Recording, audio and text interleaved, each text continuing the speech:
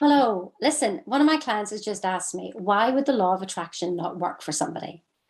But actually the question was, why does the law of attraction not work?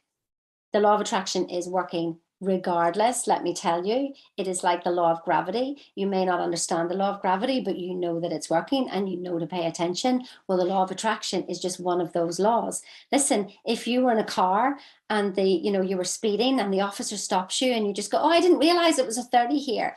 That's not going to work. It doesn't work in a court of law and it doesn't work with the universe. The law of attraction is working. It is law. It is a law of vibration. What you give out, you will get back. End of story. You are attracting stuff all the time with whatever it is that you're sending out. So let's just put that one to bed. For those of you who think, oh, it's a woo-woo law of attraction, it is literally happening at all times. So anyway, we had this conversation and I realized, well, this is the thinking into results work. This is why it isn't working. Let's go through the 12 lessons really quickly. Are you paying attention? So why wouldn't the law of attraction work in your favor? Because that's what you really want to know, because you want whatever's on the notice board, whatever's on your vision board, or whatever you want to get it into the physical world. Well, number one, we're not setting goals correctly. You're not in the right vibration. You're thinking of the problem and not the solution. Number two is that you're actually doing non-productive actions. You're doing things that are pushing you away from your goal. You're thinking things that are pushing away from your goal rather than the things that are going to attract your goal. Number three, you're talking about what you don't want instead of what you do want. Number four, you're having the same thoughts over and over again, 60,000 thoughts a day, every single day. And you're having the same thoughts that you had last year and the year before and the year before. You need a new thought. Number five, perception is everything. And what we're doing is we're actually using our will on the external world, on effects, trying to make things happen. And really the will is to be used on our internal world, on the imagination. And that is all to do with your perception. So, which is to do with everything that was happening beforehand. So lesson 6 is all about self-image.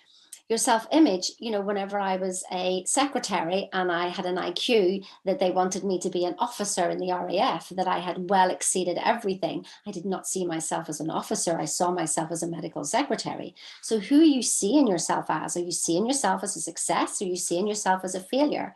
If you're seeing yourself as your past, well, then you're going to bring your past into your future. That's just what happens. It's law. Yeah. Lesson 7 is the terror barrier. And that's all about that we are afraid to step into stuff that we don't know. We want security. We want to have the same things happen. We want to feel comfortable stepping forward. We don't want to make ourselves have no money just in case. Oh my goodness, but you don't know what's going to happen by taking that step of doing something that you don't know the outcome to. Could be the thing that changes everything.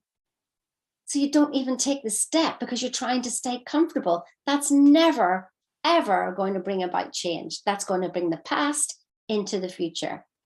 So lesson 8 is all about praxis. You have a belief here in your 2%, but the belief that's driving everything is the 98% that is in here. And your behavior shows me what your beliefs are. I can see it how you speak. I can see it how you walk. I can see it how you talk. I can see it in your actions.